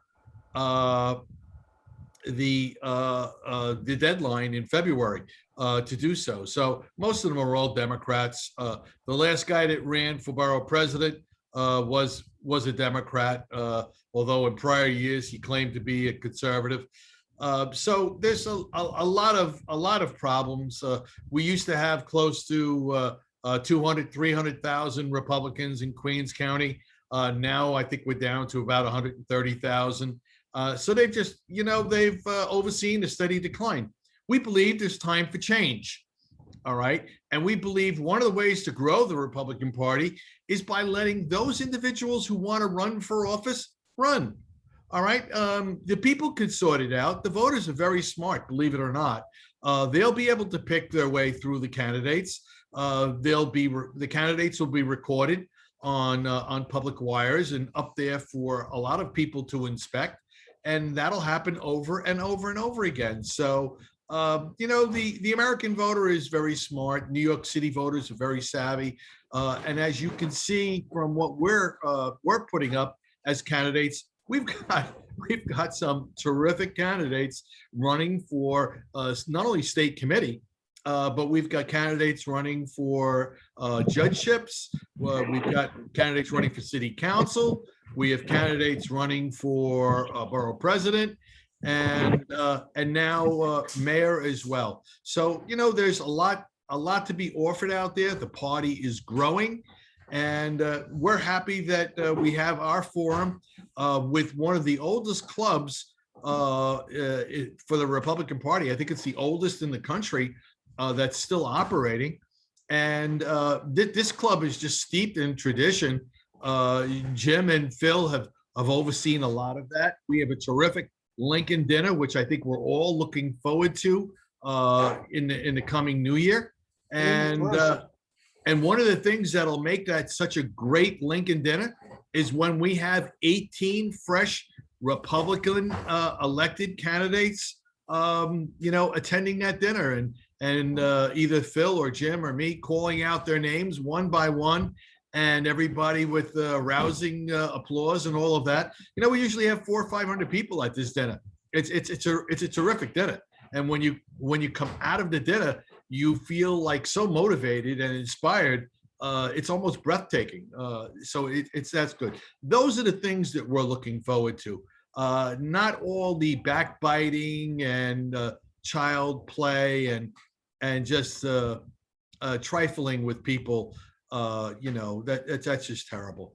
All right. I did want to give, if he'll acknowledge, Danny Noble, you're off mic, you're off mute.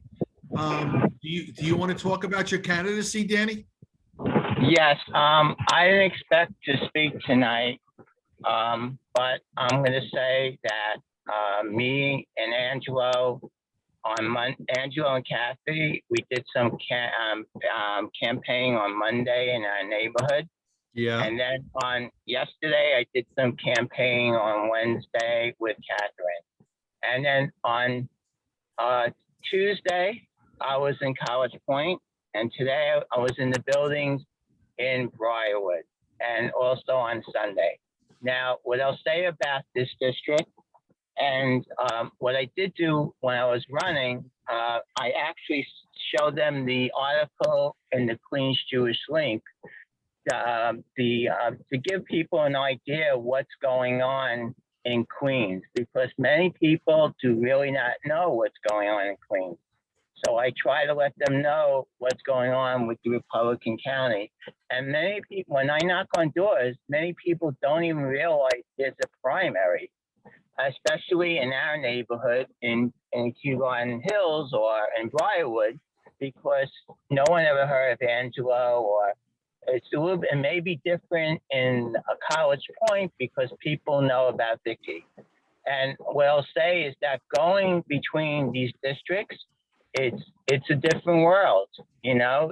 I even was in Richmond Hill for a second on Sunday. It's just the thing about this district. It's just different neighborhoods, different type of people. I mean, if you go to College Point, you're dealing with old timers, a lot of old timers that have been in the neighborhood for 50 years. You go into Kew Garden, into Briarwood, I'm dealing with a lot of people coming from the south. Really, Russia, coming from Bahrain Jews, they escaped communism, and they're happy to be here. And I would say that one thing I'll say altogether, when I knock on doors, people are happy that they see a Republican knock on doors. So we got to continue to do this, knocking on doors, and to fight what's going on in the city. We got to continue to knock on doors, and that's what I'm trying to do. I hope we can win, and we'll see what happens. I'm in a lot of different neighborhoods. I'm going to try to get as much help as I can. You go into I'm also in Whitestone, and in Whitestone, I mean, I looked up, there's a lot of people that go over there, and we have to try to reach into Whitestone also. So thank you very much for letting me talk, and have a nice evening. Bye-bye. All right, Danny, thank you, and good luck on the campaign trail out there. We want to see you as a state committee man in the 27th Assembly District. I'm right by myself. I have no female. We know all what happened, and we're trying to do the best we can. Catherine Donnelly is definitely an excellent campaign manager. She certainly is. Catherine is a fireball, I tell you. I wish I had her over here in Belrose.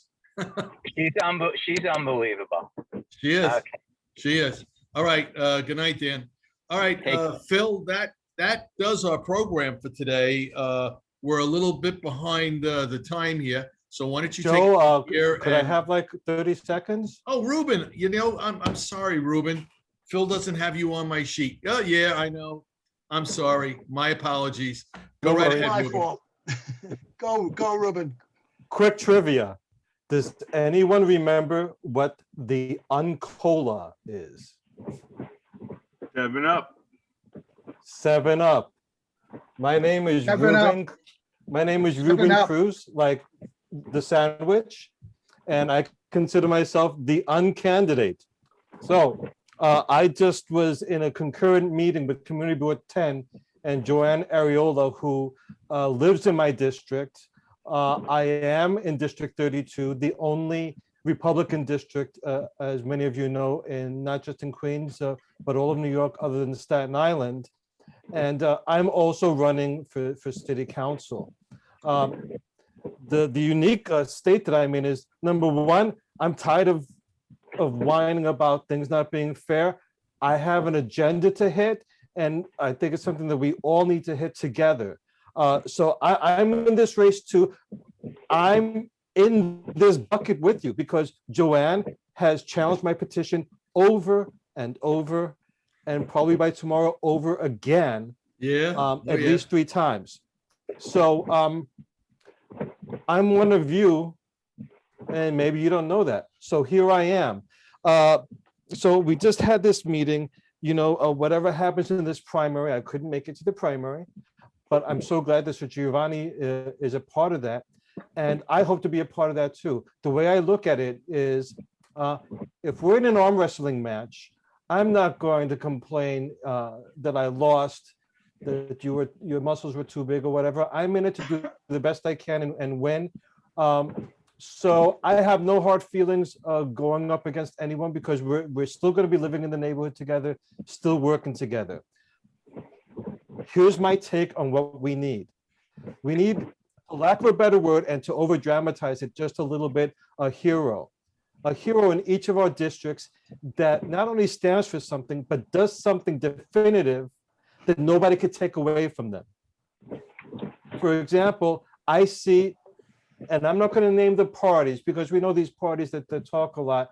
And I've been watching all these debates because I'm curious to see how everyone is responding across the districts. I'm nosy that way. And I find it fascinating how people will say, I provided approximately 2 tons of food to the people in my community. We're all adults here, so I'm going to call bullshit. When you're working with other communities that are getting the money and the funding, I would appreciate someone who says, I participated in helping my community get that food out. Now, here's a definite thing that I did do that nobody in Queens did. And when the pandemic broke out, let me just say this other thing. May 7th or 6th last year, I was reaching out to every Republican that I could. As the only Republican district, I reached out to Eric. I worked with him a few times, and I've continued to support him in spite of him being a dick to me personally. With my organization, the Latin American Intercultural Alliance, the only Latino nonprofit organization in all of Southern Queens, for him to close the door on my face so many times, and for me to reach out and say, hey, I'd like to follow in your footsteps and see what we could do, and to continually be pushed out was a shame. I've gone to church with Joanne, and I reached out to her minimum 6 times, as well as to other Republican parties throughout Queens. And you are the only group to accept me like that. This is a year ago. It's unbelievable that it's over a year that we've been doing this. And I think I met Sarah on one of these meetings, if it wasn't something else, and we had a good exchange of ideas. So I want to thank you as being the only group, surprisingly, that would engage me and just listen to what I had to say. So what did I do during the pandemic? I wanted to help and see what I could do that was different. Not just to do something different, but basically we had the food pantry thing under control. Everybody was trying to get food together. And I looked around, and that's what I'm going to ask all of you to do. Walk out your door, look left, look right in front of you, and say, okay, what can I fix today? And what I did that day, a year ago, was I saw somebody walking the dog. Now, I have a dog too, but I didn't make the connection. I said, who's taking care of the pets? There was an ASPCA hotline, and they were offering, you could call them up and pick up food in Brooklyn, the Bronx, or Manhattan for your pets. So I called a few of my neighbors and I said, hey, call this number. I already called them ahead of time, and they said it was okay for them to assign me to pick up the food for them. When I went there, I'm in Brooklyn. Nobody knows me. You guys hardly know me, but I'm pretty easy to get to know right off the bat. I'm using what Phil mentioned before about associating the name. So Reuben Sandwich, you can never forget me again. But I approach these guys and I say, hey, ASPCA, how come you're not giving any love to Queens? And they said, well, quite frankly, they didn't have the staff to cover Queens. So I said, I'll do it. Now, again, I'm a guy on the street. They didn't know who I was, but I gave them my credentials, and I was really surprised. 2 days later, I was on a conference call with the Mayor's Office of Animal Welfare, the ASPCA, the Humane Society. I got the New York City Parks and Recreation involved. And after vetting each other and then vetting me in particular, they said, Ruben, we love your energy. We're giving you all of Queens. Come to our warehouse in the Bronx, get a truck. You can put as much food as you could fit in there. We'll give you all the training you need, and you take care of Queens. And that's exactly what I did. Wow. I used their system. I created my own system to get people to register. And with the Parks Department, they were not giving out permits, but because of the connections that we made and through the ASP Mayor's Office, they gave me unofficial permission to distribute food in the parks in Queens. So I set it up in Forest Park and Rockaway Park. And you know what I heard from a community leader who is also running for office, who decided to help me out of the kindness of his heart. He said, Ruben, this is a great idea. Nobody thought of this. Nobody could take this away from you. And guess what he started to try to do? Yeah, he tried to take it away from me. Right.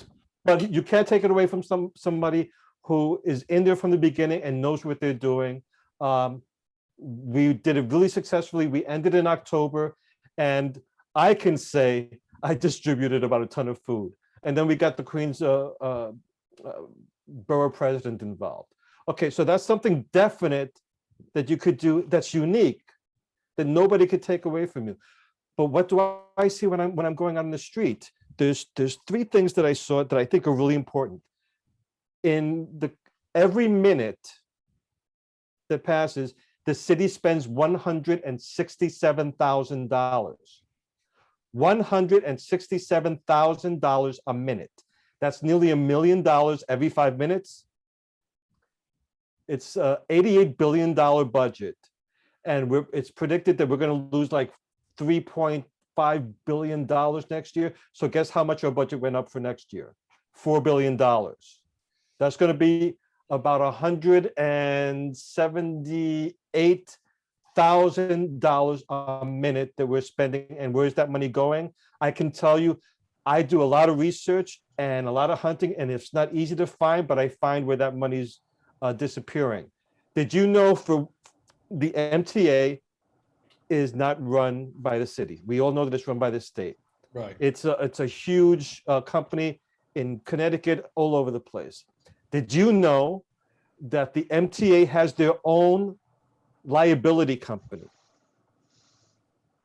That's like me having my own car insurance company and I'm paying myself for my own car insurance. Does that make any sense? No, it doesn't.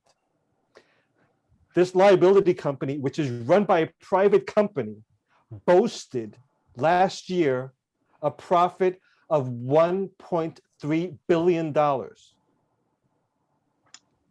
I want that money back.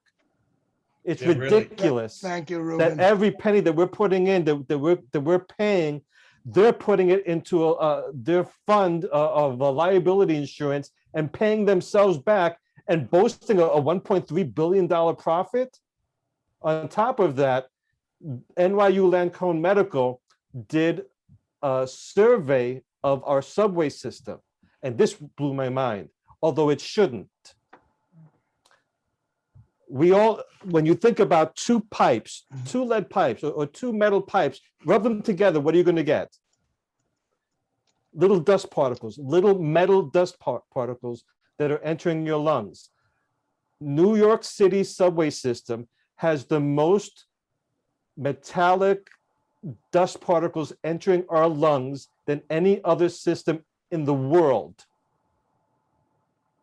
Correct. Meanwhile, I believe we have in Queens, we know we have these meteor-sized holes in our transit system where our elderly and disabled can't get to anywhere. And even on the train system, it's like climbing a dinosaur's back, like the Flintstones, getting up and down those stairs. It's nearly, my mom it takes 20 minutes to get up the stairs to the train when she goes on her own to the doctor.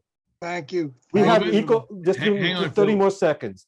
we have eco-friendly buses that are handicap accessible. We could put 50 more buses on the streets now for every mile of train track that we're servicing. And finally, did you know that it is not illegal? In other words, it is legal for anyone to put a lien on your house without telling you about it or your building.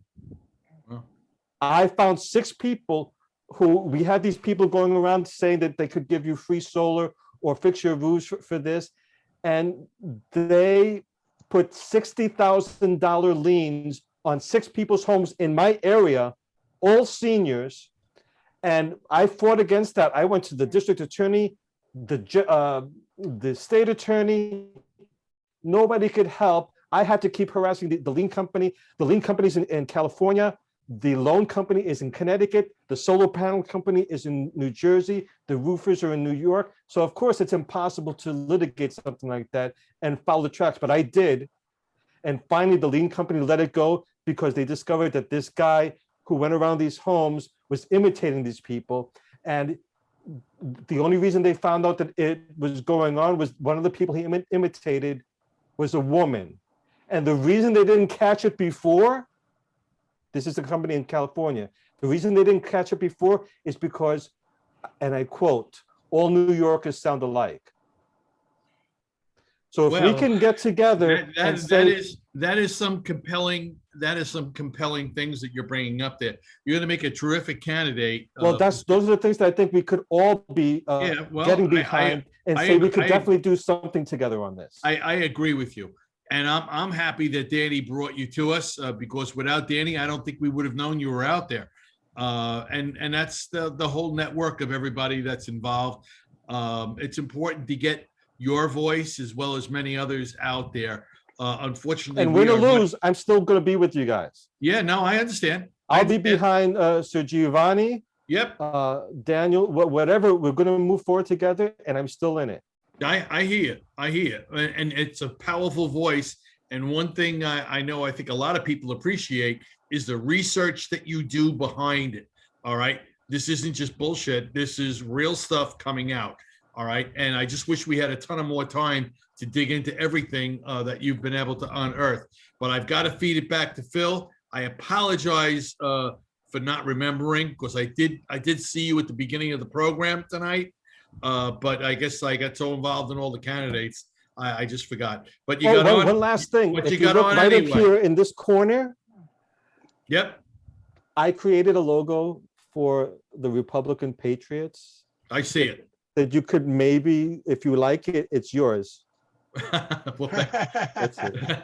Thank you very much. We're here at the Queens Village Republican Club right now, and we're proud as punch that we had all our candidates on tonight. And Phil, with that, I give it back to you and ask you that in 6 minutes to close this program down.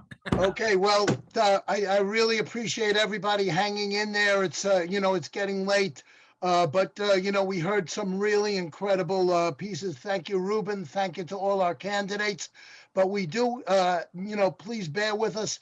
Hang in a few more minutes. We have some very important announcements to give to you tonight. First, from Kathy Donahoe, one of our board members of our club. She's doing incredible work. Just like these meetings provide hope and guidance to the Republican Party.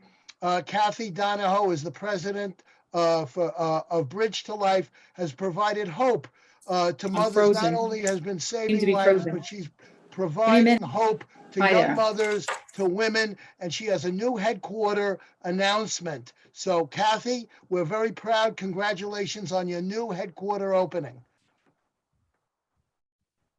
Kathy, are you there? Yeah, she was there, Phil. She's just having a hard time. I'm frozen. I can't move here on my screen. Well, we hear you, Kathy. Now I think it's working. No, it's not working. Yeah, there you are. You can hear There you me? Okay. Yep. Okay. Hello, everybody.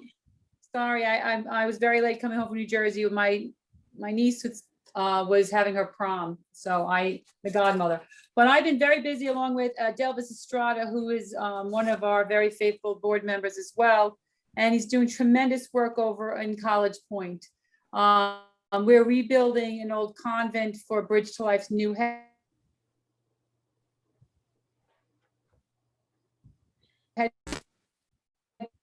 It's going to be 8,000, and we're so grateful to his comments.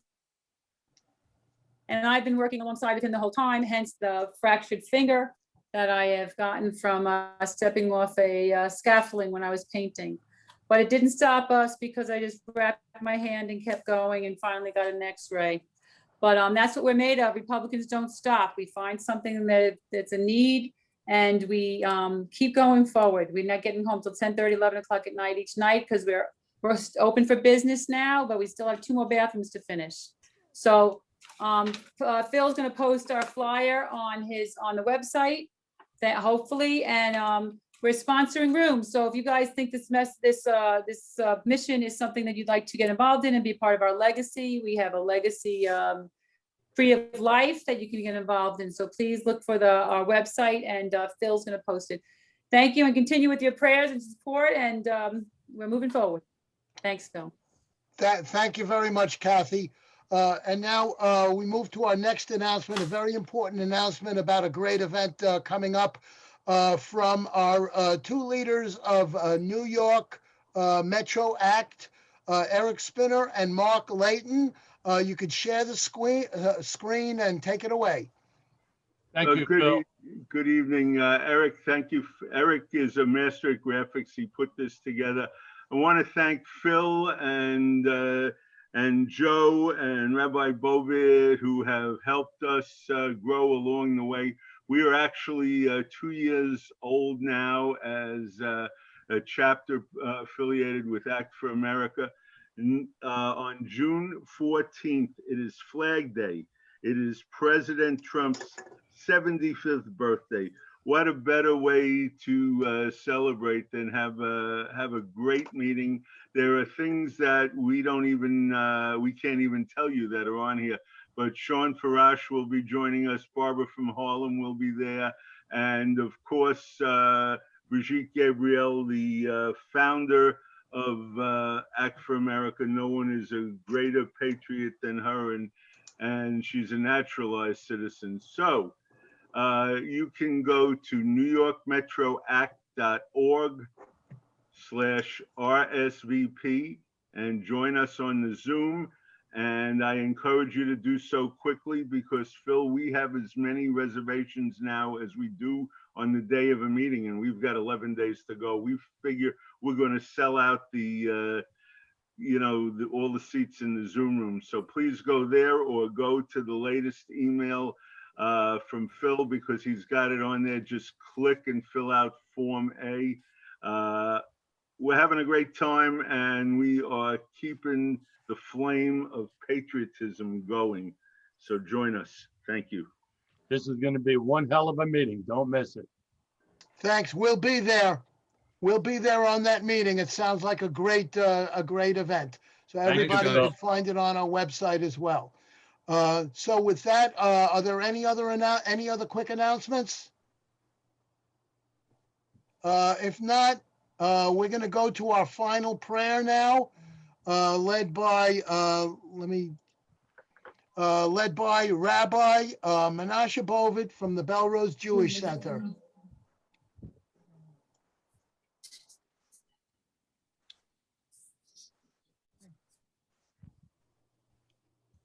Okay, Rabbi, are you there? Yeah, I'm now unmuted. Thanks, Phil. This past Monday, we just observed the Memorial Day.